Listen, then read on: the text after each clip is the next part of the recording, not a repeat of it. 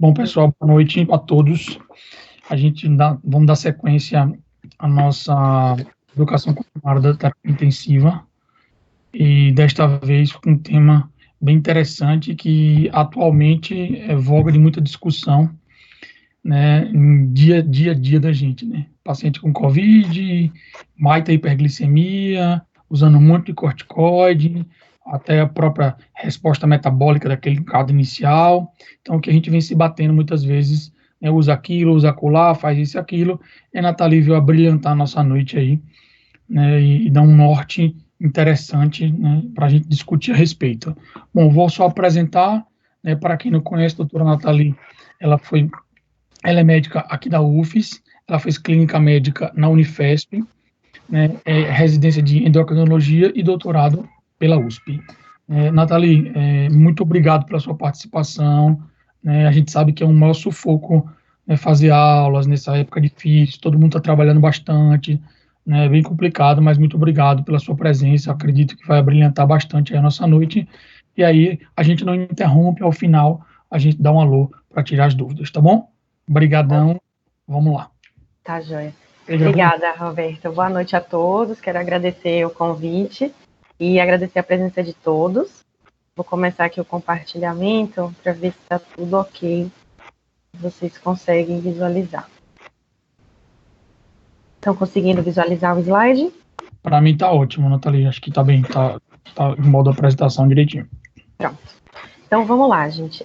Eu tentei sintetizar, né, como o Roberto já comentou, né, a demanda para vocês no hospital, imagino que está enorme da questão da hiperglicemia, que sempre é uma demanda no ambiente hospitalar, mas com a epidemia da Covid, o uso de altas doses de corticoide, né, isso se torna uma questão ainda mais importante, né. Eu tentei revisar e trazer nos próximos 45 minutos, tanto a revisão da literatura, mas também uma abordagem prática de como vocês podem, né, abordar e programar a insulinoterapia no ambiente hospitalar. Então, o nosso roteiro vai ser aproximadamente isso, falar um pouco da importância do diagnóstico da hiperglicemia no paciente internado, que vocês já sabem, o impacto prognóstico disso, o alvo da glicemia que a gente tem que buscar nesses pacientes, quais os esquemas de insulinoterapia, que é o principal tratamento, situações especiais, em particular o corticoide, falar um pouco dos idosos e pacientes rapidamente nutrição enteral e parenteral, os casos das indicações de insulinoterapia venosa e também a programação de alta, que é super relevante, né, como vocês vão mandar esse paciente para casa e alguns dados sobre hipoglicemia. Então, essa informação que eu acredito que já é de conhecimento de todos, é o que vocês já devem fazer, de medir a glicemia de todos os pacientes internados, né, a glicemia é quase um sinal vital, independente do paciente ter história de diabetes ou não, tá? Então, isso é importante porque uma grande parte dos pacientes internados vão ser diabéticos, em especial agora na pandemia, com diabetes como fator de risco para a gravidade, né? Então, 1/3 aí dos pacientes internados são diabéticos ou até mais. Metade dos diabéticos a gente sabe que não conhecem o seu diagnóstico, então vocês podem estar diagnosticando um diabetes durante a internação, que não seria o ideal, mas ocorre. E também podem ser os pacientes não diabéticos, mas que vão evoluir com a chamada hiperglicemia de estresse na evolução, que geralmente 10% dos casos. E por que, assim, fazer glicemia capilar em todo mundo, né? Porque a glicemia capilar é simples, é rápida, é barata, e a gente vai ver a importância, o impacto que isso tem no prognóstico, né? Então, a gente tem situações do paciente diabético, que já sabia que era diabético, já chega com esse histórico, com as medicações que ele usava. A gente tem um paciente que tem esse diabetes novo, esse diagnóstico na internação, e a gente tem hiperglicemia de estresse, a gente tem um overlap também, a gente tem um paciente que já era diabético, ou que está descobrindo agora, e que por esse estresse da doença aguda, ele tem uma piora muito importante dos controles glicêmicos dele, né? E a gente sabe também que a hiperglicemia de estresse, ela tem vários fatores.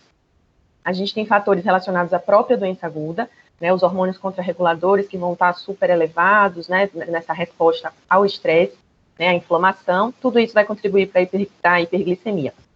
Fatores do paciente, claro, se aquele paciente é um diabético que tem uma menor reserva pancreática, ele vai tender a ficar mais hiperglicêmico, se ele tem mais resistência insulínica também, com o uso de corticoides isso vai piorar.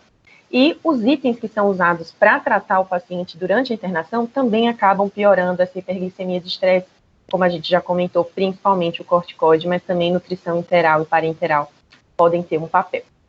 Então, como é que a gente já diagnostica? A gente já viu a glicemia ao acaso acima de 140 pela Sociedade Brasileira de Diabetes, a gente considera uma hiperglicemia de estresse, uma hiperglicemia hospitalar.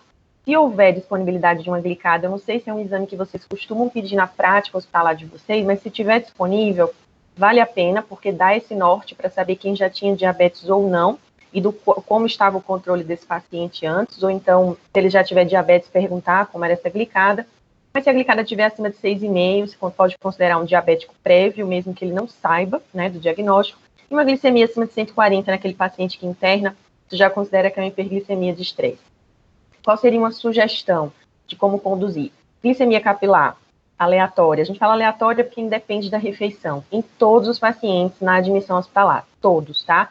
Se já tem diabetes, ele vai fazer a glicemia na admissão e vai monitorizar continuamente até a alta. Se essa glicemia da admissão der muito alta, acima de 260, também você não vai parar de monitorizar. No outro extremo, se essa glicemia der menor que 140 e o paciente não tem nenhum fator de risco para hiperglicemia hospitalar, você vai cessar a monitorização e segue o resto do tratamento. Considerando o paciente com COVID grave, todos vão acabar, né, a grande maioria vai estar com corticoide, que é um fator de risco. Então, vocês podem até prolongar essa monitorização, mesmo que a glicemia inicial seja mais baixa, se vocês forem entrar com corticoide depois dessa medida.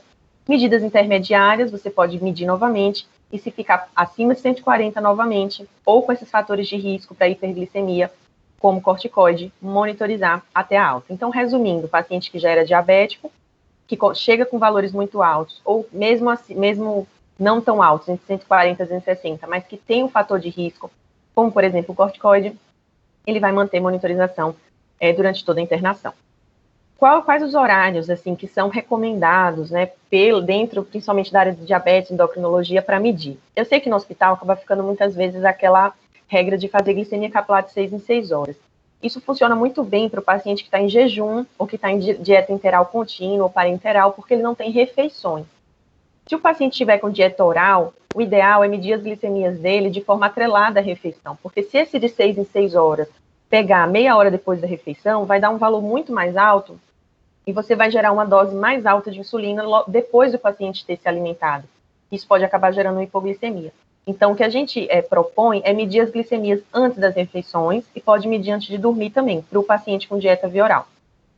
Um ponto importante é que, via de regra, né, alguns países não fazem isso, mas no Brasil a principal recomendação é suspender os antidiabéticos orais durante a internação hospitalar. A exceção é o inibidor de DPP-4, quando a gente vai ver mais à frente, tá? E por que a gente vai tratar essa hiperglicemia do paciente internado e como a gente vai fazer esse tratamento? Por que tratar? Porque a hiperglicemia vai piorar o prognóstico e vai aumentar a mortalidade do paciente, então isso já é um motivo suficiente para a gente se preocupar com a glicemia e tratar. E também está claro, inclusive para a COVID, que o controle glicêmico reduz a mortalidade do paciente. O tratamento padrão é a insulinoterapia, né? A recomendação da SBD é começar a insulinoterapia se as glicemias estiverem a partir de 180. Vou mostrar mais à frente que a gente tem algumas opções além da insulina. E dos antidiabéticos orais, só vamos usar, a princípio, o que nós vamos usar são os inibidores de DPP-4. O resto vai acabar sendo suspenso. Esse é um dado de um estudo antigo de 2002, do grupo do professor Umpierre, que é o grupo que mais publica dentro de hiperglicemia hospitalar, e eles trouxeram esse dado que, apesar de ser antigo, ele vale a pena sempre ser mostrado para a gente prestar atenção, que às vezes a gente acha que o diabético, por já ter tanta comorbidade, ele vai sempre ter uma mortalidade maior, vai ser mais grave. E eles trouxeram esse dado que a mortalidade hospitalar dos pacientes que tinham hiperglicemia nova, uma hiperglicemia de estresse, era bem maior do que a dos diabéticos. Claro que quem tinha glicemia normal, a mortalidade hospitalar era menor, os diabéticos 3%, e nesses com a hiperglicemia nova chegando a 16%. Então, por diversas causas, mas isso chamou atenção e trouxe esse conceito que a gente tem que prestar ainda mais atenção naquele paciente que faz hiperglicemia internado e não tinha diabetes. Dentro agora do contexto da COVID, esse é um estudo dos Estados Unidos, do começo da pandemia, em que eles avaliaram pacientes diabéticos, eles consideraram diabéticos quem tinha glicada acima de 6,5, e também avaliaram os pacientes que não eram diabéticos, mas que aumentaram a glicemia durante a internação. E aqui a gente observa que a mortalidade nos pacientes que não tinham diabetes ou que não tinham nada de descontrole era 6%, já nos pacientes com diabetes ou hiperglicemia de estresse, quase 30%. E aqui, quando eles compararam os que já tinham diabetes e os que tinham hiperglicemia nova, vejam que diferença, né, a mortalidade. Quase 15% nos diabéticos e mais de 40% nos que tinham essa hiperglicemia nova. Ainda no contexto COVID, esse grupo chinês mostrou que, dentro dos diabéticos, os que conseguiam ter um bom controle, e eles consideraram bom controle entre 70 e 180 nesse estudo. Os que conseguiam ter bom controle tinham uma sobrevida melhor do que aqueles pacientes que ficaram fora dessa meta que eles colocaram de 70 a 180. Então, esse efeito positivo de tratar a hiperglicemia já foi demonstrado também nos pacientes com COVID. E aqui nesse estudo eram pacientes diabéticos, no caso. A própria SBD traz, né, o aumento do risco relativo de morte, que vocês já sabem, né, paciente com infarto, paciente com ICC, tudo isso aumenta muito o risco de morte quando eles têm uma hiperglicemia, um descontrole glicêmico durante a exacerbação da doença, né? A gente vê que o risco chega a ser 3,9 vezes maior no paciente, por exemplo, com insuficiência renal. Então, a gente tem que ficar atento que não é só um risco a longo prazo das complicações do diabetes, é um risco realmente de mortalidade. E aí, qual a meta glicêmica para esse paciente de vocês internado? É uma meta um pouco mais alta do que a gente usa no ambulatório. A meta seria uma glicemia de 140 a 180.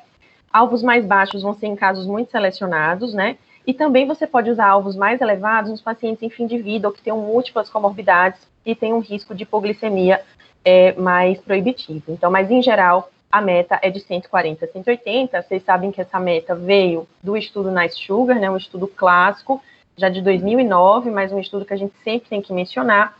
Foi um estudo no contexto de UTI, com mais de 6 mil pacientes, que surpreendeu, né? Porque o grupo controle intensivo, que tinha uma meta de 81 a 108 de glicemia, ele teve um aumento de mortalidade.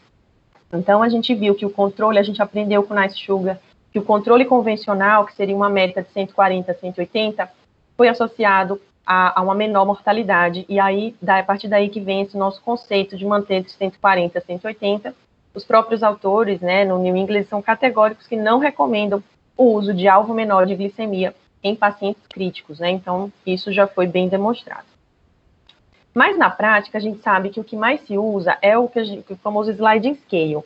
O que seria o sliding scale? É aquela prescrição, insulina regular conforme glicemia ou conforme destro, né? De tanto a tanto aplica 2, tanto a tanto aplica 4. Isso é o mais comum. Não é que seja errado fazer a tabelinha para corrigir, de maneira alguma. O que é ruim, a falha desse sliding scale, que é essa tabela de correção, a falha é quando ela é usada como único recurso para controlar a glicemia, porque isoladamente e de forma geral usar o sliding scale não é suficiente. Primeiro porque fazer o sliding scale significa fazer correções, com a glicemia de 6 em 6 horas, significa fazer correções em horários aleatórios, que não estão atrelados à alimentação, no paciente que se alimenta por via oral. E também, fazer só correção significa que você está esperando a glicemia subir para poder fazer alguma coisa. Então, isso a gente tem, eu vou mostrar para vocês, a gente tem comprovado que o sliding scale sozinho não é suficiente. E também que a gente deve medir as glicemias atreladas à alimentação para que essa dose de insulina rápida, se for entrar, entre atrelada à alimentação, tá? Outra coisa também que esse esquema mais comum, né, a gente pode repensar, é corrigir a hipoglicemia sempre com glicose intravenosa. Se o paciente estiver acordado e for uma hipoglicemia leve, isso pode ser corrigido por via oral, por exemplo, como eu vou mostrar mais à frente. Já saiu até no JAMA, em 2009, né, essa frase bem categórica, de 52 trials feitos de 66 a 2003, nenhum mostrou o benefício do sliding scale. Então, assim, como eles colocam aqui, time to stop sliding, né, é hora de parar de usar o sliding scale como único recurso para controlar a hiperglicemia. Mas, como eu disse, essa escala de correção, que é o sliding scale, ela não é que ela não possa ser usada, ela não vai ser o único recurso. Se ela for usada, esse documento da SBD, da Sociedade Brasileira de Diabetes, eles trazem doses de correção, sugestões de dose de correção, né, de acordo com a sensibilidade à insulina do paciente. Se for sensível, aquele paciente com peso menor, idoso, insuficiência renal, você pode usar doses menores para corrigir. Aqui seria para um paciente usual, que não tem fatores nem de muita sensibilidade, nem de muita resistência. E o paciente resistente, doses de correção maiores. São sugestões de tabelas da SBD, mas podem ser usadas outras doses de correção também. A ideia é não usar apenas correção. Por que então que a gente da endócrino fala tão mal do sliding scale, né? O sliding scale foi comparado nesse trial Rabbit 2, tá? Também do professor Pierres, um trial já de 2007, mas que comparou o bendito sliding scale com o esquema basal bolus, que eu vou mostrar mais à frente para vocês. E fica nítido, né, que a média de glicemia dos pacientes com basal bolus é muito menor do que com paciente fazendo sliding scale, porque sliding scale é apenas corrigir. Se você apenas corrige, você deixa a glicemia subir.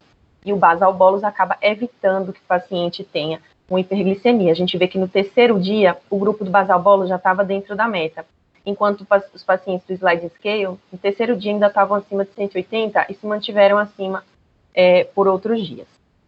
Então, esse estudo, o RABBIT-2, ele pegou os pacientes do grupo do sliding scale, que é a tabela de correção, e vejam como eles estavam bem acima da meta. Então, eles pegaram esse mesmo grupo de pacientes e fizeram a transição para o basal bolus, e percebam que em um dia eles já estavam quase na meta, em 2 dias eles entraram.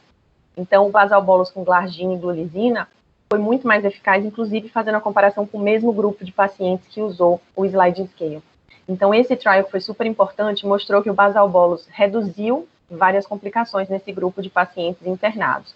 Reduziu infecção de ferida cirúrgica, reduziu pneumonia, bacteremia, lesão renal e insuficiência respiratória. Aqui é outro estudo já de 2011, do grupo do mesmo professor Pierre, comparando slide scale na linha azul com o basal bolus na linha rosa. E a gente percebe que em todas as refeições, as médias glicêmicas dos pacientes com basal bolus foram significativamente menores do que usando apenas a tabela de correção. Esse outro estudo aqui, do mesmo grupo, né, esse estudo é com pacientes no pós-operatório, mas apesar de ser nesse contexto, eu trouxe para chamar a atenção para vocês que tanto o desfecho de ferida operatória, né, também de infecção de ferida, e o desfecho composto foram menores no grupo do sliding scale. E outro estudo também com paciente cirúrgico mostrou que o basal bolus, inclusive, reduziu o custo da internação em 14%, quando comparado aos pacientes que fizeram uso apenas da tabela de correção.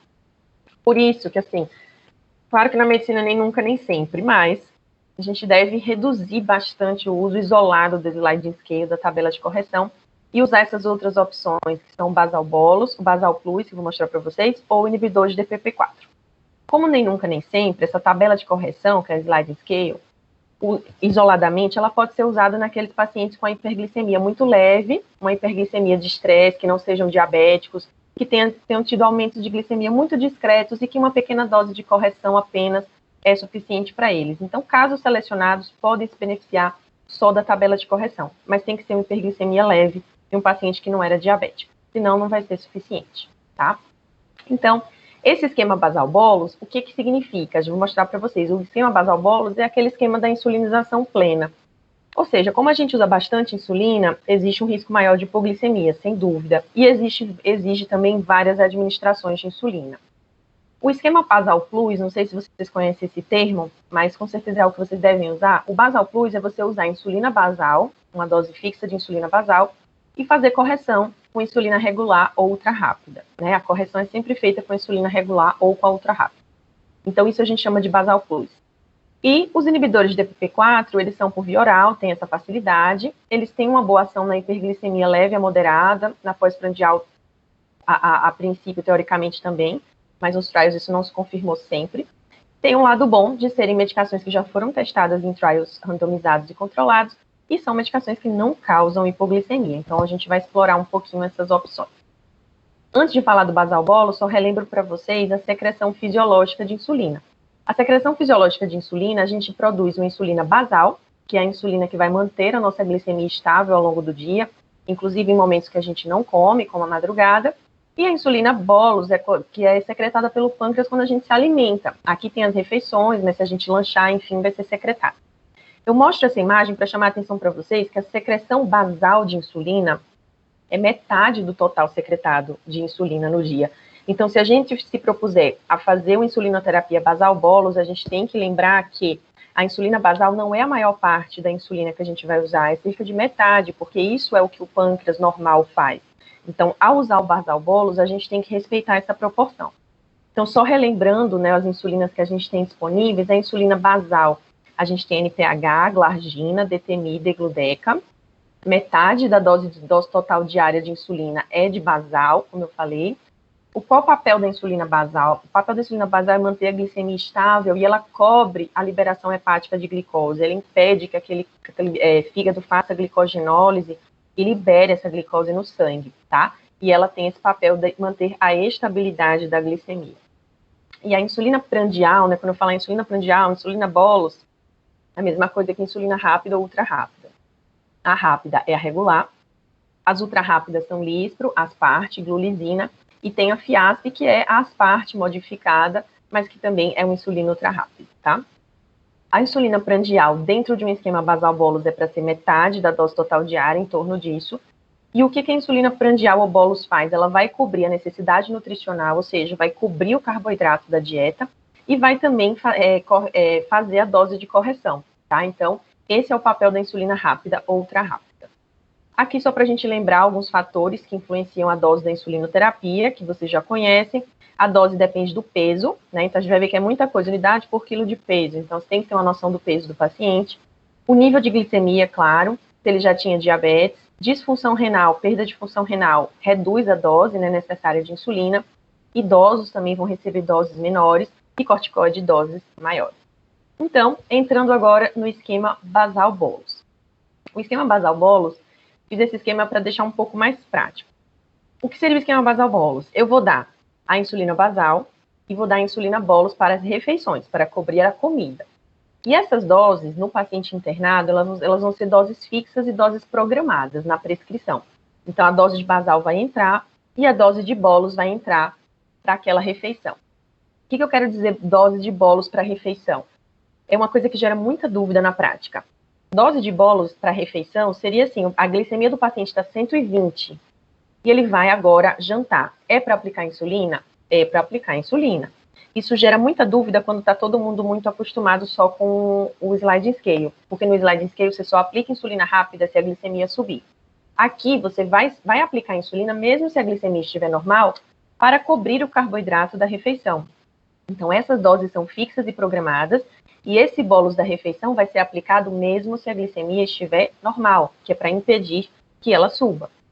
Todos esses esquemas vão contar com a dose de correção. Por isso que eu falei, o ruim é você usar o sliding scale isoladamente. Mas a dose de correção, se houver hiperglicemia, continua sendo usada. Só que a dose de correção, ela é uma dose variável, que depende do nível de glicemia. E nem sempre eu vou precisar. O meu objetivo é não usar correção, né? Ter uma glicemia boa e que não suba para não precisar de correção. Mas por isso que eu coloquei esse mais aqui clarinho, para chamar a atenção que isso aqui é uma coisa variável, nem sempre ela vai estar presente. Mas vejam, a dose tanto da refeição quanto de correção vai ser feita com a mesma insulina, a insulina regular ou ultra rápida. Então, como eu disse, dando um exemplo, meu paciente agora vai jantar e eu deixei uma dose de bolus para o jantar dele de 4 unidades. Então, se ele tiver com a glicemia de 120, ele vai jantar e vai receber 4 unidades de insulina rápida ou regular.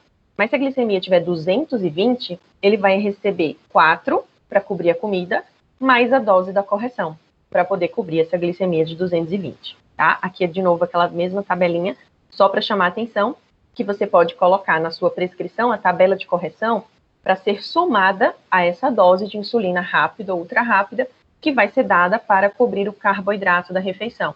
Então, com aquele exemplo que eu dei, em vez de aplicar 4, vamos supor que o meu paciente é sensível e estava com a glicemia de 220. Então, ele vai ter 4 unidades de correção por essa tabela. E ele já ia receber 4 para a comida dele, então ele vai receber 8. Se ele tivesse com a glicemia boa de 110, 120, ele ia receber 4, tá? Então a dose vai mudar de acordo com a glicemia do paciente em termos de correção. Mas vocês pensam, tá, como é que eu vou começar o basal bolus? Do zero. Como é que eu começo? Se o seu paciente não usava insulina em casa, você pode usar essa dose total diária, de 0,3 a 0,5 unidades por quilo. Então, veja, essa é a dose total diária, do dia inteiro, 0,3 a 0,5 vezes o peso, tá? E se for um paciente idoso ou um paciente com doença renal crônica, você faz a conta 0,2 a 0,3 unidades por quilo dia. Então, uma dose menor. Se o seu paciente já usava insulina em casa, você pode se basear na dose que ele usava, mas fazer uma redução de 20% a 25%, porque você entende que o paciente vai comer menos na internação, né? Então, aí você tem risco de hipoglicemia. A orientação é reduzir essa dose. Então, tudo bem. Eu vi que o meu paciente não é idoso, não tem doença renal crônica, tem indicação de basal bolus, ele não usa insulina em casa. Vou fazer a conta de 0,3 a 0,5 unidades por quilo. Essa conta que eu vou fazer, multiplicando 0,3 a 0,5 pelo peso dele, é a dose total diária. Eu vou dividir essa dose total em metade de basal e metade de bolos. Bolos que eu falo para refeição, tá? Esse basal, se eu tiver glagina disponível, é uma vez ao dia. Então, vamos supor que eu fiz essa conta aqui, a dose total diária deu 40. Desses 40, eu vou pegar metade, 20, e se for glagina, eu dou uma dose, 20 unidades uma vez ao dia. Se for NPH, isso varia um pouco. Eu costumo dividir NPH em 3 doses, né? Isso é uma questão, assim, do local onde a pessoa aprendeu. Mas é possível fazer 2/3, 1/3, fazer 2 doses de NPH. Eu prefiro usar doses menores e dividir, por exemplo, essas 20 unidades em 3 doses menores de NPH, porque cobre melhor essas 24 horas. E se você tem glagina, usa uma dose só, porque glagina dá menos I. E essas outras 20 unidades do bolos, eu vou dividir entre as 3 refeições, tá? E aí eu vou fazer a dose do bolos da refeição, a dose do carboidrato. E se houver necessidade, faz a dose de correção e soma com essa dose. Ah, eu queria ter uma coisa mais prática, eu queria saber que dose começar de uma maneira mais rápida para me ajudar na hora da prescrição. Existe esse aplicativo chamado Insulinep, não sei se vocês conhecem, que você preenche as coisas e ele já te dá a dose, baseado nisso tudo que a gente está discutindo. No peso, ele pede função renal e ele já te dá a dose para você prescrever. Ele usa mais o NPH irregular, eu não sei se ele já tem a opção de usar glargina, mas se ele te orientar a dar 10 unidades de NPH 3 vezes ao dia, 30 unidades, você transforma isso em 30 de glargina, tá?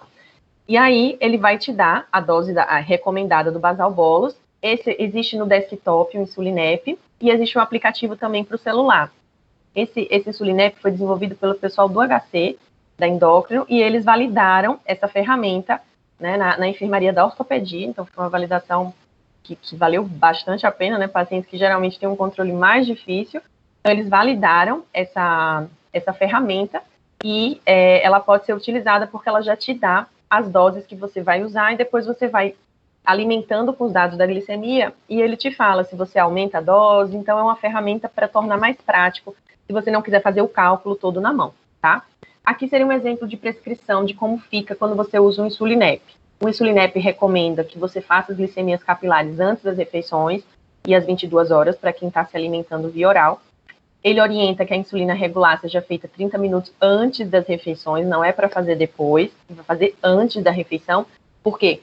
Se a glicemia já está lá em cima, porque a pessoa comeu e você aplica a insulina rápida, daqui que ela seja absorvida e for agir, a glicemia já está caindo e vai dar uma hipoglicemia. Então, você tem que aplicar antes para tentar pegar a subida da glicemia com a subida da insulina no sangue, tá?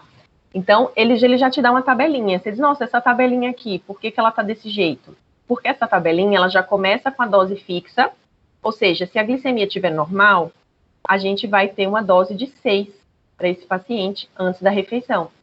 À medida que a glicemia dele vai subindo, ele já embute para você a dose de correção. Então, em vez de fazer conta e somar, você já deixa a dose total.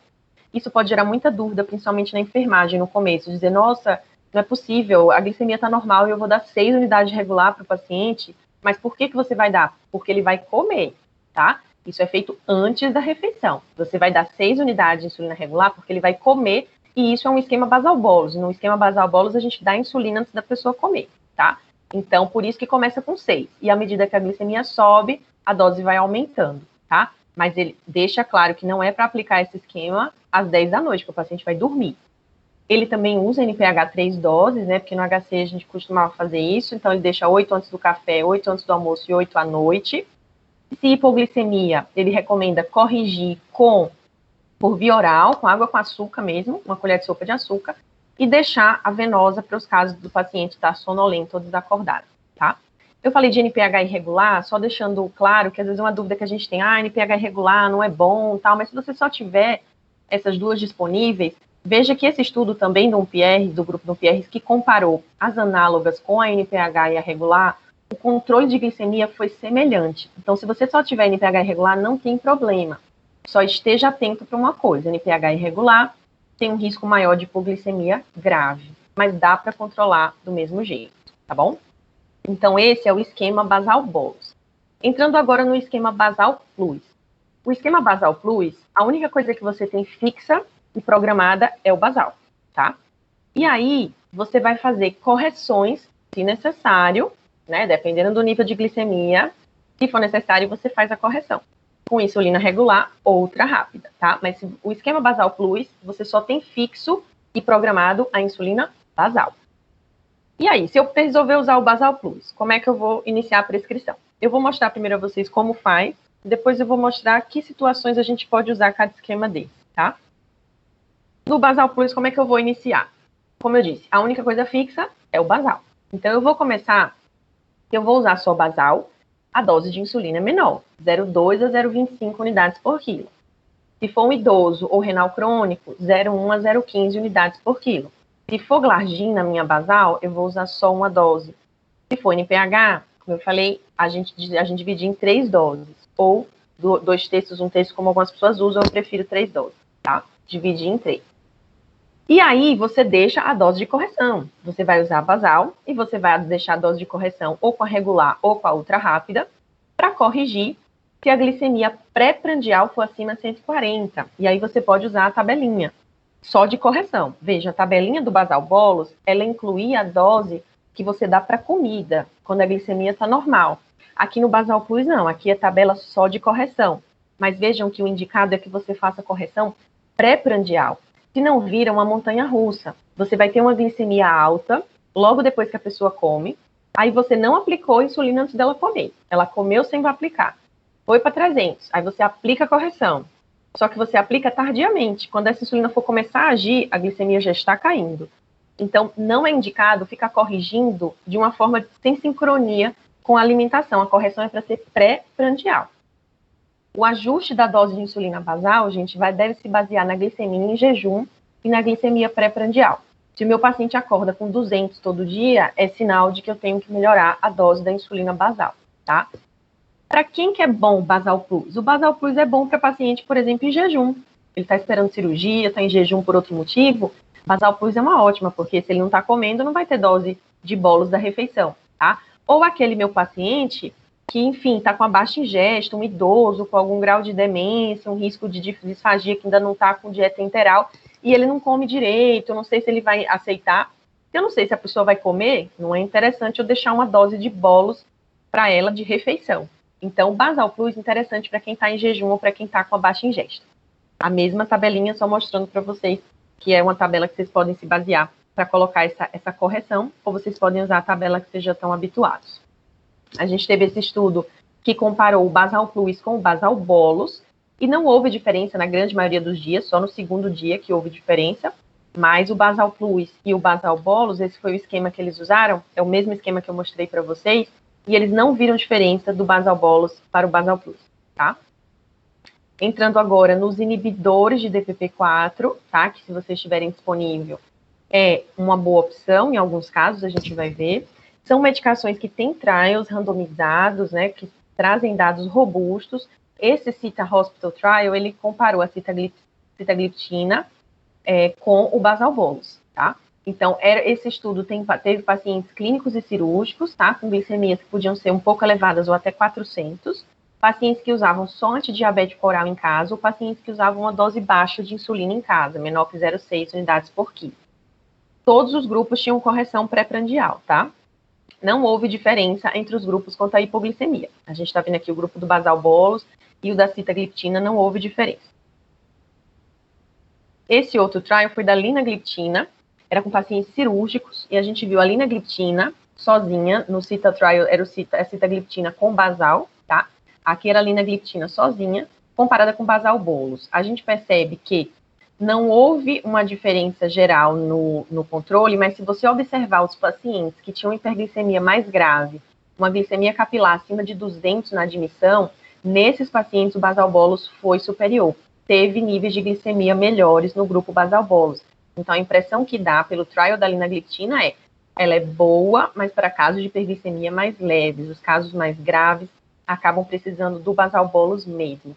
Mas uma coisa que é esperada teve muito menos hipoglicemia no grupo linagliptina, né? Porque a linagliptina é uma droga que não dá hipoglicemia. E se você comparar com o Basal Bolos, ele teve mais hipoglicemia, tá? Nesse trial, como eu falei, só pacientes cirúrgicos. Um aviso importante, gente, para vocês lembrarem, é que os inibidores de DPP-4, eles têm que ser ajustados pela função renal. Mas a linagliptina não precisa de ajuste, é 5 miligramas para todo mundo, porque ela tem excreção fecal. E a sitagliptina, se for um clearance de 30 a 50, é 50 miligramas só uma vez ao dia. Clearance menor que 30, 25 miligramas uma vez ao dia. E a dose plena é 50 miligramas 2 vezes ao dia. Tá? Então, como é que a gente vai organizar todas essas informações que eu passei? Como é que a gente vai organizar o raciocínio para saber como manejar esses pacientes internados não críticos? Como é que a gente vai manejar a hiperglicemia? Essa é uma sugestão trazida nesses dois artigos, que seria, se a glicemia do paciente na admissão é menor que 200, ou esse meu paciente usava em casa só 1 ou 2 antidiabéticos orais e nunca usou insulina, ou seja, ele tem um diabetes, mas não é aquele diabetes então que necessita um tratamento tão intensivo em casa. Ele internou, a glicemia dele está alterada, mas não está tão alterada. Então, ele não está, digamos, num quadro tão descompensado assim. O que eu posso usar para esse paciente que não está tão alto? Eu posso usar inibidor de DPP-4 mais tabela de correção, tá? Tabela de correção é o slide esquerdo. Eu não deixo de colocar a tabela de correção. Eu só não vou usá-la sozinha. Então, eu posso colocar inibidor de DPP-4 e a tabelinha de correção. Outra opção, o basal plus. Eu posso deixar a insulina basal, dose fixa, e colocar uma tabela de correção para pré-prandial. Lembrando que essa correção é pré-refeição, tá? E aí, eu posso entrar com o esquema basal plus. Vamos ver outra situação. Meu paciente tem uma glicemia na admissão que já está mais altinha, tá? De 200 a 300. Eu vejo que ele usava em casa. Usava um monte de droga oral, vários antidiabéticos orais. Ou então usava insulina, mas não era uma dose tão alta. O que não é uma dose tão alta? Menor que 0,6 unidades por quilo. Então, eu vejo que esse paciente já está mais descompensado. Quais são as opções para ele? Posso usar basal plus para ele, só basal fixa e correções antes de comer, ou eu posso associar basal com inibidor de DPP-4 e a tabela de correção, tá? Então, são as opções para esse paciente que já está um pouquinho mais descompensado. Agora, aquele paciente super descompensado, que já chegou no hospital com glicemia acima de 300, que em casa ele usava vários antidiabéticos orais e insulina dose alta, sendo dose alta acima de 0,6 unidades por quilo. Ou o paciente DM1, que o DM1, ele exige basal bolus, não importa, ele tem que usar basal bolus. Mas aquele paciente DM2, mas que chegou muito descompensado, acima de 300, ou em casa fazia um tratamento muito intensivo, com insulina dose alta e muitas drogas orais, tem que ser basal bolus, gente. Por quê? Porque basal bolus é um tratamento mais intensivo. E se a glicemia está muito alta, eu preciso de um tratamento mais intensivo. Eu posso fazer o cálculo, como eu falei, 0,3 a 0,5 unidades vezes o quilo, metade basal, metade bolos, ou eu posso usar o Insulinep se eu quiser uma sugestão de dose, se eu quiser uma coisa mais prática para ajudar na prescrição. Mas uma descompensação muito intensa, ou um paciente com diabetes que já requer um tratamento mais intensivo em casa, ele tem que partir para o basal bolus, tá? Agora, falar um pouquinho do dilema atual, que é a glicemia com o corticoide, né? Então, eu trouxe para vocês também alguns esquemas sugeridos para começar, assim, para iniciar, dependendo do corticoide que está sendo usado. Claro que os ajustes vão ser feitos depois de acordo com as glicemias, mas para começar. A sugestão, quando você usa prednisona ou prednisolona uma vez ao dia pela manhã, é que, como essas drogas elas têm uma meia-vida ali de mais ou menos 8 horas, 12 horas, é mais ou menos a meia-vida da NPH. Né? A prednisona e a prednisolona, a meia-vida e o pico de absorção delas se assemelha com a da NPH. E o efeito hiperglicêmico é justamente nessa hora do dia, ó, lá entre meio-dia e 4 da tarde. É quando a glicemia mais dispara por essa dose de prednisona que foi dada 8 da manhã. E é justamente quando a NPH faz o pico. Então, uma sugestão é fazer uma dose de NPH às 8 da manhã também, porque ela vai meio que se assemelhar ao comportamento da farmacocinética da prednisona ou prednisolona. E aí, aqui está uma sugestão de dose inicial. Você pode usar a NPH uma única dose, de acordo com a dose de prednisona. Quanto maior a dose de prednisona, claro, maior vai ser a dose. Então, doses acima de 40 miligramas seria 0,4 unidades vezes o peso. E você faria essa dose de NPH às 8 da manhã, que é a mesma hora que esse corticoide VO está entrando, para tentar pegar esse mesmo pico, tá? É uma sugestão, uma estratégia para usar. Outra opção, para esse mesmo esquema de prednisona ou prednisolona uma vez ao dia. Importante a gente lembrar que o corticoide ele aumenta mais a necessidade de insulina regular, tá? De insulina rápida. Ele aumenta mais as glicemias pós-prandiais. paciente que usa corticoide, muitas vezes é um paciente que tem uma glicemia maravilhosa e ao longo do dia vira um desastre, né? Por causa desse efeito da prednisona ao longo do dia. Então, você pode usar aquela dose de NPH de manhã junto com a prednisona, ou você pode fazer doses só de insulina regular ou rápida nas refeições, tá? E aí, qual seria a opção de dose? Seria 0,1 unidades vezes por quilo por refeição, tá? Então, se o paciente pesa 60 quilos, 6 unidades antes do café, 6 unidades antes do almoço, 6 unidades antes do jantar, tá? Mais a correção, mais a tabelinha de correção para somar com essa dose, que essa dose fixa antes da refeição vai ser para conter, para queimar os carboidratos, tá? Se o seu paciente, você deixou 6 unidades, por exemplo, e toda vez essa glicemia sobe demais, é porque 6 foi pouco. Então, você vai aumentar para 8 ou para 10, enfim, vai fazendo os ajustes. Mas esse esquema aqui pressupõe que você use só a insulina prandial antes da refeição, porque a prednisona tem esse aumento mais no pós-refeição. O que vocês estão usando bastante, que é a dexametasona. A dexametasona já tem uma meia-vida mais longa, ela não faz aquele pico, não é tão curta como a prednisona. Então, no caso da dexametasona, a glargina ou a detemir, mais a glargina, que é mais usada, né, ela se encaixa melhor nesse perfil. E aqui uma sugestão de dose de acordo com a dose da dexametasona. Então, doses, por exemplo, de 6 miligramas de dexametasona, vocês podem fazer 0,3 unidades vezes o quilo de glargina, uma vez ao dia. Né? Detemir, a gente geralmente divide em 2 doses, mas é uma insulina menos usada. Acredito que a glargina seja mais familiar para vocês.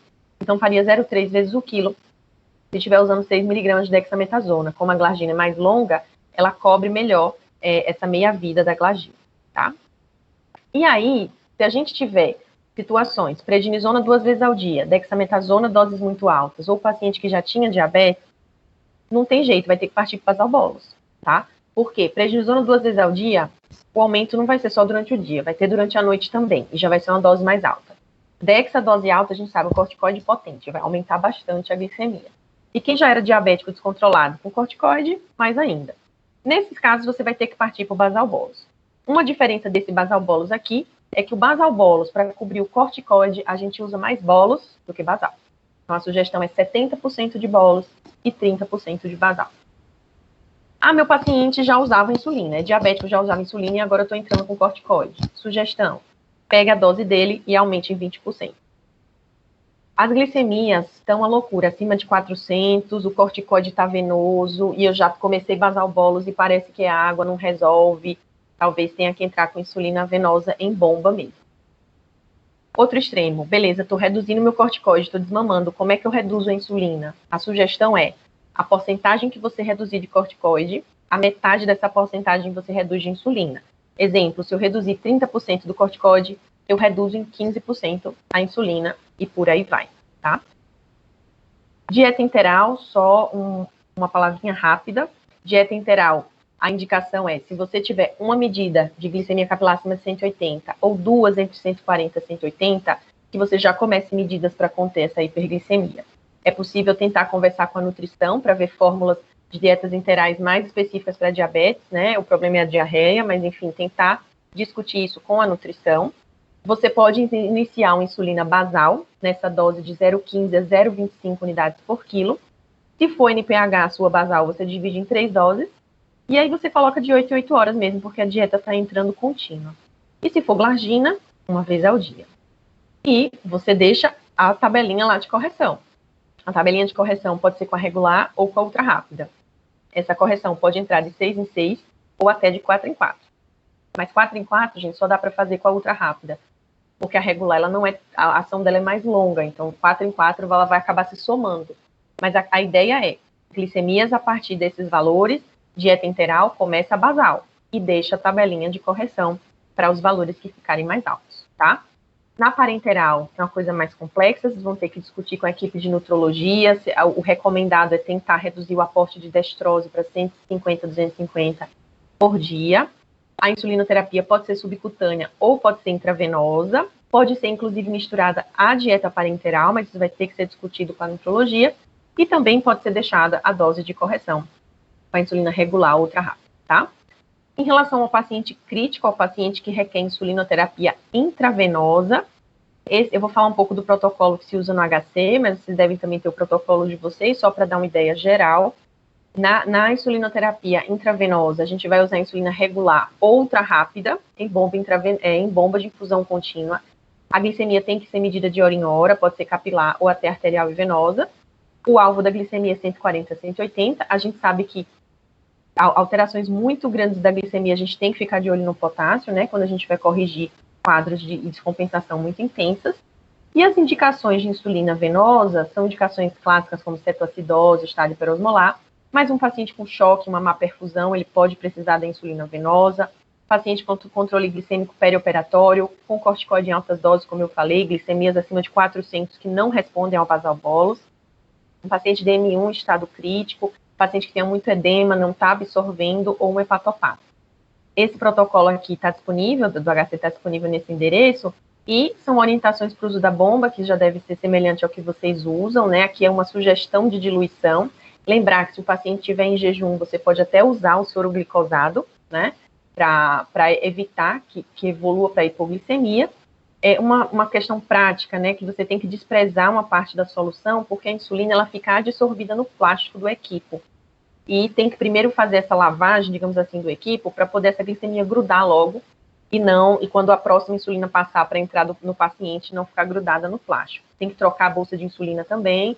E o principal, se as glicemias estiverem acima de 300, lembrar da possibilidade de cetoacidose, não só nos pacientes diabéticos tipo 1, mas também nos pacientes pancreatectomizados. E eu lembro de mais um detalhe, que é uma coisa mais recente. O paciente que estiver usando o inibidor de SGLT2, lembrar que aumenta o risco de cetoacidose euglicêmica, né? Pode até estar com a glicemia normal, mas a cetoacidose lembrar nos usuários dessas medicações também, tá? E aí, esse é o algoritmo do HC, em que a gente usa essas categorias aqui por letra, né? A gente, em geral, começa com o algoritmo B, e de acordo com a queda ou com a evolução da glicemia, aqui são as doses de insulina de acordo com a glicemia capilar. E se essa glicemia cair muito devagar ou não cair, a gente vai mudando para os algoritmos da direita, que são algoritmos que têm doses maiores. Se a glicemia cair muito rápido, a gente vai para a esquerda, que são doses menores, tá? Então, a gente quer que, se a glicemia estiver mais baixa, a gente vai reduzindo a infusão. Vou passar depois esse material para vocês com esses detalhes, tá? Então, a ideia é, se a glicemia está caindo bem, de 60 a 100, você deixa na mesma dose. Se ela está caindo pouco ou está aumentando, você vai progredir para doses mais altas, que é o algoritmo da direita. Se ela caiu demais, você volta para o da esquerda. Então, aqui são as orientações práticas para o dia a dia, mas essa é a lógica geral. Quando é que você suspende a insulina venosa? Quando o paciente melhora clinicamente, né? E aí você vai passar para o esquema basal-bolo subcutâneo. Você pode calcular a dose que ele usou nas últimas 6 horas venosa, multiplicar por 4 para dar 24 horas e reduzir 20%, tá? E aí, essa é a dose total diária. E você vai dividir metade basal e metade bolos. Então, se você vai tirar o paciente da bomba, você tem que passar para um basal bolos no subcutâneo, tá? Mas, se de repente a glicemia estava alta só por causa do corticoide, você já retirou o corticoide, talvez ele nem precise de insulina subcutânea, mas a maioria das vezes vai acabar precisando. Outro detalhe é lembrar que você tem que continuar com a insulina venosa por 1 a 2 horas depois de você aplicar a subcutânea. Então, vou fazer a transição para a subcutânea. Apliquei agora a primeira dose subcutânea, espera 1 ou 2 horas para desligar a bomba, que é o tempo da subcutânea ser absorvida, tá? Então, gente, eu coloquei nesse esquema, mais para vocês terem uma ideia, em termos, digamos, de potência do tratamento. O tratamento mais potente é a bomba intravenosa. O mais leve é só a sliding scale, que é só a tabela de correção. Então, à medida que eu quero tratamentos mais fortes, eu vou para o inibidor de GPP4, o basal plus, o basal com inibidor de GPP4 ou o basal bolos, tá? Todos esses que eu coloquei o asterisco são esquemas que, além de você usar isso, você também vai colocar a tabelinha de correção antes das refeições, tá? Então, para ter uma ideia. E essa dica prática, que se o paciente está precisando de muitas doses de correção, eu vou avaliar para ajustar a dose e talvez eu tenha que progredir nessa escadinha. Se toda hora o meu paciente precisa de correção, talvez seja um sinal de que eu tenho que passar de basal plus para um basal com DPP4 ou até para um basal bolos, tá? Além de aumentar a dose. Para programa alta, gente, vocês vão ter que ver o quê? Se essa hiperglicemia se resolveu na internação, se ele já tinha diabetes e vai retomar o tratamento, ou se ele não tinha diabetes. E aí, vocês podem se basear na glicada, se vocês tiverem, ou no que ele precisou na internação. Se a glicada dele era menor que 7 e ele controlou só com a tabelinha de correção, você pode mandar ele para casa com o que ele já usava em casa, tá? Se a glicada dele está entre 7 e 9, ou ele ficou controlado na internação com a dose baixinha de insulina, menos do que meia unidade por quilo, você pode manter as medicações, voltar com as medicações de antes que ele usava em casa e adicionar uma nova medicação, ou adicionar insulina basal, metade da dose que ele usava no hospital. Então, se ele ficou bem com 20 unidades de glagina, eu mando para ele para casa com os comprimidos que ele usava em casa e 10 unidades de glagina. Ou então eu mando ele para casa com os comprimidos que ele usava em casa e mais um antidiabético oral. Se ele tinha glicada prévia acima de 9, ou ficou controlado na internação com doses altas de insulina, acima de meia unidade por quilo, eu vou dar alta com basal bolos na dose hospitalar, ou eu vou voltar com os comprimidos de casa e vou deixar ele para casa com glargina 80% da dose do hospital, tá? Então, a programação de alta vai depender da glicada prévia. Se você não tiver essa informação, vai depender do tanto que você precisou para controlar a glicemia dele. Se precisou de muita insulina, você vai dar alta para ele com basal bolos ou com drogas orais e glargina 80% da dose do hospital. Se controlou com pouquinha insulina, você vai dar alta com os comprimidos de casa e mais um comprimido, ou com os comprimidos de casa e glargina metade da dose, tá? Para fechar, só falando de hipoglicemia grave menor que 54, a gente sabe que no ambiente hospitalar também a hipoglicemia aumenta o risco aumenta a mortalidade, tá? A proposta do Insulinep é que a hipoglicemia abaixo de 70, se o paciente estiver acordado, é tratar com 15 gramas de carboidrato simples, e se ele estiver inconsciente, com a glicose 50% que você já conhece, tá? Exemplo de 15 gramas de carboidrato é uma colher de sopa de açúcar em um copo d'água, tá? Pode ser bala, sachê de mel, mas talvez uma enfermaria o mais fácil seja uma colher de sopa de açúcar, tá certo? Só chamo a atenção para vocês que 15 gramas de carboidrato, o suficiente para corrigir a hipoglicemia a maior parte das vezes, nem é uma latinha toda de refrigerante comum, hein? É metade. Então, para a gente ter noção de quanto de açúcar que ele tem. Então, resumindo, gente, a mensagem é medir glicemia capilar de todos os pacientes internados, né? Tanto hiper como hipoglicemia aumentam a mortalidade. O controle glicêmico vai melhorar o prognóstico do seu paciente. O alvo da glicemia é de 140 a 180. No tratamento, não usem só sliding scale, que é a tabela de correção. Usem a tabela de correção pré-prandial, mas não seja a única coisa, tá? As opções de tratamento, só inibidores de DPP4 com correção, basal com inibidores de DPP4, basal plus e basal bolos. Se forem usar basal bolos, deixo a sugestão do Insulinep. E tem também a bomba de insulina venosa para os pacientes críticos. A correção da hipoglicemia por via oral, né, se for possível. E, como eu falei, se os pacientes críticos, né, vão acabar precisando da insulina venosa, que seria o tratamento mais potente de todos. É isso, gente. Obrigada. Desculpa ter passado um pouco do tempo. Mas se vocês tiverem alguma dúvida, quiserem discutir alguma coisa, eu estou à disposição. Nathalie, foi ótimo. Transformou aí a complicação que é a insulinoterapia e manejo de hiperglicemia assistencial com a facilidade, assim, tremenda, né? Clareou muito a nossa cabeça. O tema, assim, é muito interessante e muitas dúvidas. Eu já vou começar, eu vou perguntar algumas coisas. O slide scale, existe diferença entre você fazer insulina regular versus fazer insulina ultra rápida com relação a taxas de hipoglicemia? Essa é uma pergunta. Uma outra pergunta é, naqueles pacientes que tomam, né, dieta enteral, a gente percebe que às vezes há uma dificuldade grande e a própria nutrição há uma dificuldade muito grande em querer trocar dieta por uma coisa ou outra. Existe diferença, porque eu tenho percebido na prática clínica que o esquema insulina basal bolos, né, ele às vezes, apesar de ser meio que assim, relativamente não bate, porque você não está almoçando, nem jantando, nem tomando café, para usar, por exemplo, o basal bolos. E, às vezes, a hiperglicemia é tão grande que, mesmo que a gente tenta pelo basal plus, depois você passa a basal bolos e coloca 3 vezes ao dia de insulina ultra rápida, por exemplo, o paciente vai bem. Então, existe alguma diferença, a sua experiência com relação a isso? E a terceira é o seguinte, a questão da hiperglicemia, especificamente na terapia intensiva, é uma história assim, que, para mim, é bem interessante, né? Os primeiros trabalhos de Vandenberg, que é um endocrinologista intensivista, que muitos anos batalhou pela insulinoterapia intensiva, e que os primeiros trabalhos mostraram, inclusive, que era melhor o controle intensivo, acabou tomando um baita sarrafo aí do Nice Sugar. Agora, recentemente, eu vi uma publicação, um início de publicação no Clinical Trials, né, já existe um em andamento que eles estão colocando o paciente com diabetes insulino dependente que entra no hospital e ele ampliando um pouco essa faixa terapêutica, deixando, por exemplo, uma insulina, uma glicemia tolerando até 240, a gente vai ver o resultado final. Mas você acha assim, é lógico que é uma pergunta muito difícil, né? Se a gente acha que até 180 pelo Nice Sugar apenas, ou se naqueles pacientes durante a internação 240 faz alguma diferença. Existe um racional por trás disso, né? Qual é a sua opinião sobre isso? Lógico que quando sai do trabalho a gente vai, né, aprender um pouco com isso, mas a ideia que ela passa é uma ideia que tem um pouco de sentido com relação aos pacientes com insulinoterapia. Eu Sim, sim. me estendi demais, mas Não, eu vou começar pelo final, não esquecer essa parte. É difícil mesmo dar opinião, porque a gente viu, né? Na Sugar todo mundo ficou surpreso.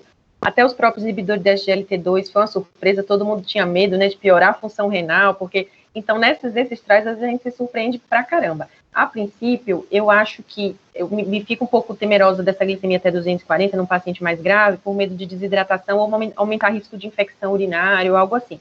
Mas não exclua a possibilidade de ficar surpresa e de repente isso ser positivo, porque reduz o risco de hipo, né? Você fica um pouco mais frouxo no seu controle e reduz o risco de hipo. Em relação à sua dúvida sobre a hipoglicemia, eu não vi nenhum trial comparando a regular com a ultra rápida no sliding scale. Nesses estudos que eu mostrei do slide scale, eles usavam a ultra rápida mesmo. E o que eles viram de mais problemático no slide scale era controles mais altos mesmo. As comparações de hipoglicemia acabaram ficando mais importantes quando você parte para o basal bolus, porque aí você realmente aumentou o risco de hipo. Então, eu não vi nenhum trabalho que faça essa comparação. A regular, em geral, de uma forma geral, vai dar mais receio mesmo de hipoglicemia, porque ela tem aquele efeito um pouquinho mais duradouro. Então, na verdade, de uma forma geral, intuitivamente, eu ficaria mais receosa da correção com regular, com medo de 2 doses se acavalarem, tudo, mas eu não vi nenhum trial com essa comparação. E a segunda pergunta sua da nutrição enteral é uma coisa de que, apesar nos guidelines, eles já é o basal e faz a correção. Eu já vi, assim, muitas vezes precisar realmente deixar, como você falou, dose de insulina rápida, de 8 em 8, mesmo sem ser uma refeição, porque é uma dieta enteral contínua, mas é como se aquela subida da glicemia fosse tão rápida que a basal, tão estável como ela é, não pega. Né? Você acaba deixando uma dose de rápida e ultra rápida de horário, como se fosse cobrir uma refeição, mas meio que para pegar aquilo ali. E às vezes é muito difícil mesmo de controlar o paciente com dieta enteral, e já vi usar basal com o bolos, como você falou, mesmo sem ser uma indicação a rigor, porque o paciente não está comendo. Às vezes você aumenta o basal, né, e não parece ter um efeito. E quando você joga rápida, ela parece pegar, né? Então, e também a experiência que eu tinha também na residência de clínica era diferente. Eles usavam, a dieta enteral não era contínua, era de 3 em 3 horas. Então, acabava sendo um pouco mais fácil nesse sentido, mas quando você tem a contínua, eu acho que para a glicemia talvez fique um pouco mais complicado mesmo em alguns momentos, sabe? Deixa eu perguntar, pessoal, tem alguma dúvida? Algum questionamento, algum elogio? Almiro, sinta-se à vontade.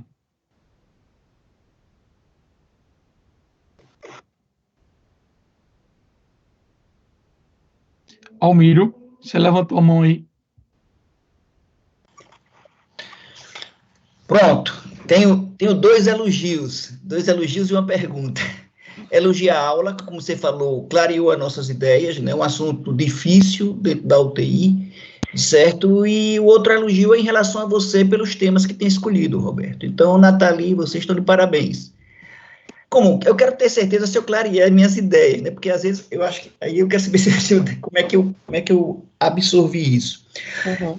Paciente de 122 quilos, certo? Chegou no hospital com diagnóstico de Covid, já usando dexametasona na dose usual, não sustentou a oxigenação e teve que ir para a UTI, ser entubado, colocado em prona, dieta enteral contínua, Não tem história prévia de diabetes, mas no outro dia de manhã, isso vai à noite, de manhã amanhece com dimetilprednisolona, 40 miligramas de 12 em 12 horas, e apresenta uma glicemia de 257.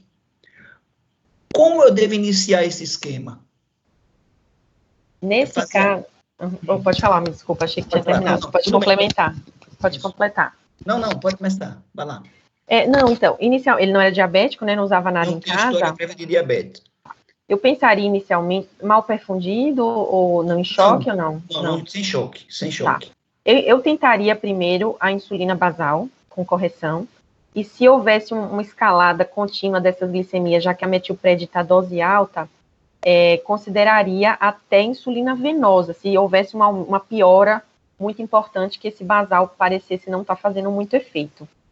Mas como ele não usava nada em casa, não está em choque, e a glicemia foi 250, não foi das piores, digamos assim, né, inicialmente, eu tentaria a basal com as doses de correção, e dependendo da evolução, iria aumentando o basal, mas se fosse uma evolução de glicemias, assim, péssimas, aí eu precisaria até em fazer venoso pela dose de insulina, pela dose de corticoide, perdão. Ô, Nathalie, mas nesse caso que o Almiro citou, essa insulina basal, você levaria em consideração o peso do doente ou você levaria em consideração a dose de corticoide? Como você fez mais ou menos uma analogia ali, o valor da insulina ao corticoide, a gente levaria em consideração o quê, na sua prática? Como ele é obeso, eu acho que talvez aquela estimativa só pelo corticoide seja insuficiente, né? Apesar da gente ter essas doses, esses cálculos para a gente fazer, a insulinoterapia, você sabe, é tudo muito empírico, né, na hora de você ajustar. Então, eu tenderia a fazer mais, assim, pelo peso do que pela dose do corticoide, considerando a obesidade como um fator de resistência, né, importante para esse paciente. Mas acho que as duas formas poderiam ser feitas e sentir como é que vai ser a resposta do paciente, né? Perfeito. Outra pergunta aqui. Se o paciente começa a evoluir bem, começa a ter um controle da insulina, da glicemia, mas de repente ele apresenta um escape diário que foge ao controle, certo? Mas as outras medidas de glicemia estão dentro de uma faixa aceitável. Eu trato esse escape, eu aumento a dose basal, como é que eu ajo aí? Ou fico só naquela correção da tabela, como é que eu faço?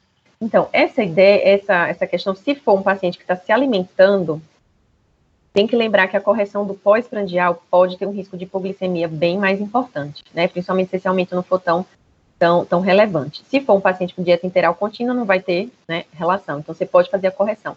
Se for só um valor que escapa, eu acredito que fazer a correção e observar seja o melhor. Mas aí na insulina, né, a gente tenta observar um pouco mais antes de tomar conduta, se for possível, mas se você vê que a necessidade de correção é constante, a maioria, 2 dias já está assim, aí eu acho que já tem que partir mesmo para um aumento da dose do tratamento e não de correção. Porque quando a gente precisa de muita correção é porque é o sinal que o nosso tratamento está pouco, né, está insuficiente. Mas se fosse um valor só isolado, eu corrigiria se fosse um pré-prandial. Se fosse um paciente se alimentando por via oral, dependendo do valor, eu ficar com receio de corrigir na hora de dormir, aquela coisa mais perigosa, ou então faria uma correção com uma dose menor do que o usual, se fosse um horário pós-prandial ou se fosse um horário perto de dormir, naquele paciente mais perfil de enfermaria, se alimentando por via oral. Mas um valor alterado, eu tenderia a observar ou fazer correção e não alterar ainda o tratamento, se fosse só ele isolado. Beleza, obrigado, hein? Nada, obrigada a você. Mais algum comentário, pessoal? Nathalie, eu tenho uma perguntinha com relação ao corticoide.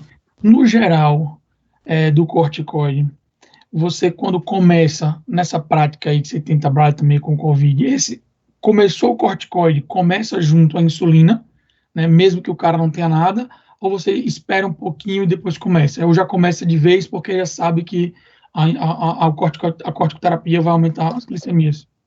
Então, quando já é um paciente que tem diabetes e vem com a dose mesmo de Covid, já aumenta de cara, principalmente a dose do prandial.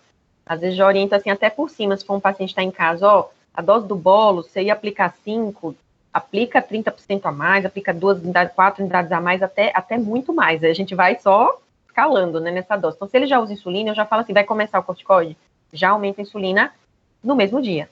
Mas se é, de repente, um cara que não tem diabetes, ou então aquele diabético que usa só metformina, que tem uma glicada ali maravilhosa de 6,2. Observa, vê a glicemia dele, se a glicemia dele se mantém dentro desse 140, 180, pode manter, ou só fazer pequenas doses de correção. Mas, se não tiver histórico ou com um diabetes muito leve, digamos assim, espera para ver. Mas se já usa insulina, pode aumentar de cara, porque nessas doses vai subir pra caramba. Perfeito. Eu gostei bastante daquela ideia da NPH, né? Soou bem legal.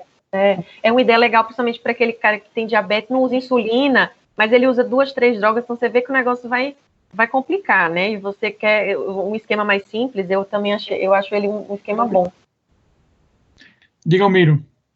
O paciente está entrando no controle, certo? Da glicemia, a gente usando uma insulina lá, ele entrando no controle. De repente, ele faz uma hipoglicemia, tá? A hipoglicemia faz um 54, um 42 de glicemia. Eu tenho que suspender essa insulina. E como é que eu faço para retornar esse tratamento? É o mesmo cálculo? Como é que é isso? Sim, essa é uma dúvida importante. Primeiro, se tiver hipoglicemia, eu acho importante você tentar ver se teve algum fator pontual que gerou essa hipoglicemia que não precisa mudar seu tratamento. Por exemplo, aplicou um bolos de refeição e o paciente não quis comer, ou então não comeu quase nada. Então, aí você não precisa necessariamente reduzir suas doses, foi uma coisa pontual, de repente ele não gostou da comida, não quis comer, foi uma coisa pontual. Ficar atento à função renal, né, às vezes essas hipoglicemias, às vezes representam uma piora de função renal, mas pode ser também a necessidade de insulina que está reduzindo, de repente pela redução de dose do corticoide. Então, se você não encontrar um motivo pontual para essa hipoglicemia, você já pode ir regredindo na sua dose. Então, se a sua glagina está 20, você vai para 18, vai para 16, se a sua dose de bolos está 6 unidades, você pode deixar só um basal plus, não deixar o bolos da refeição, deixar só a correção e deixar só o basal, tá? Você pode ir reduzindo. Agora, suspender totalmente, se você está usando doses altas, você pode sair do extremo da hipoglicemia para o descontrole geral. Esse é um problema também. Beleza, obrigado. A minha maior dúvida, Almiro, é o quanto reduzir. Fez uma hipoglicemia de 50, está com 20 de lantos. Então vou deixar 18, mas será que 18 a gente fica... Porque a hipoglicemia, pelo menos na terapia intensiva, a gente tem muito medo, né? A gente sabe que é pior. Então, eu acho que... desculpa, pode falar. Vai para 18, 15, quanto que é essa matemática difícil? Sim, e é tudo empírico, né? A gente faz isso tudo no empirismo mesmo. Eu só acho que antes de você fazer essa redução, é importante, eu acabo raciocinando mais com o paciente está por via oral, né, porque eu lido mais, mas assim, é importante você notar se realmente a hipoglicemia foi pelo basal. Então, se a hipoglicemia, como eu falei, de repente aplicou o bolos e a pessoa cismou que não quer comer, não gostou da comida. Essa hipoglicemia não foi pelo basal, então você não precisa reduzir seu basal. Mas se a hipoglicemia ocorre durante a madrugada ou após período de jejum, por exemplo, o paciente não lanchou, aquela história, não lanchou e demorou a almoçar e teve hipo. Isso é sinal que o basal está em excesso. Então, se está claro para você que foi uma hipo em período de jejum, reduzir o basal é o melhor. E o quanto você vai reduzir vai depender, eu acho, do nível de hipoglicemia. Se foi 60 e pouco, você reduz pouquinho. Mas uma hipo grave, uma hipo sintomática, num paciente já frágil, que você tem mais medo ainda de hipo, pode reduzir mais. Reduz 4, 6 unidades. Porque você tem mais medo da hipo, né, nele do que na hiper. Mas, assim, eu só ficaria atenta se a hipo foi realmente por excesso de basal. Se não foi algum outro, se não foi uma correção fora de hora, às vezes foi uma correção errada, que foi feita depois da comida, e aí fez uma hipo, ou uma correção feita tarde da noite, alguma coisa do tipo, sabe, antes de reduzir basal, só prestaria atenção nisso. Maravilha. Alguém com mais algum comentário? Acho que não. Também vou adiantar da hora. Sim. Natália, gostaria de... Oi, alguém falou? Não, acho que não.